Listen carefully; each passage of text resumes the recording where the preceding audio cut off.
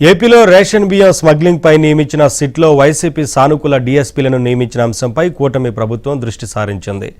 డీఎస్పీలను మార్చాలని నిర్ణయించింది. వైసీపీ సానుకూల డీఎస్పీలను నియమించడంపై తీవ్ర అభ్యంతరాలు వ్యక్తం చేస్తూ వారిపై రాష్ట్ర ప్రభుత్వానికి ఫిర్యాదులు వెల్లువెత్తాయి.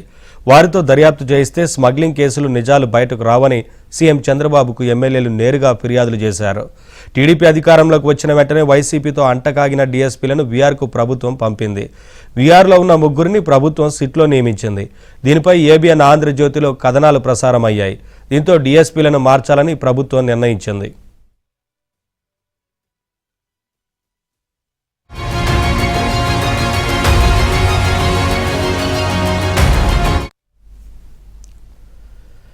అయితే పోర్టు కేంద్రంగా జరుగుతున్న పీడీఎస్ బియ్యం అక్రమ రవాణాపై ప్రభుత్వం సీరియస్గా ఉందని మంత్రి నాదెండ్ల మనోహర్ తెలిపారు. పీడీఎస్ బియ్యం స్మగ్లింగ్పై సమగ్ర విచారణ జరగాలనే ఉద్దేశంతో సిబిసిఐడి ఎంక్వైరీకి సీఎం చంద్రబాబు ఆదేశించారని ఆయన తెలిపారు. కూటమి ప్రభుత్వం ఏర్పాటైన తర్వాత ఇప్పటివరకు 1066 కేసులు నమోదు చేశామన్నారు.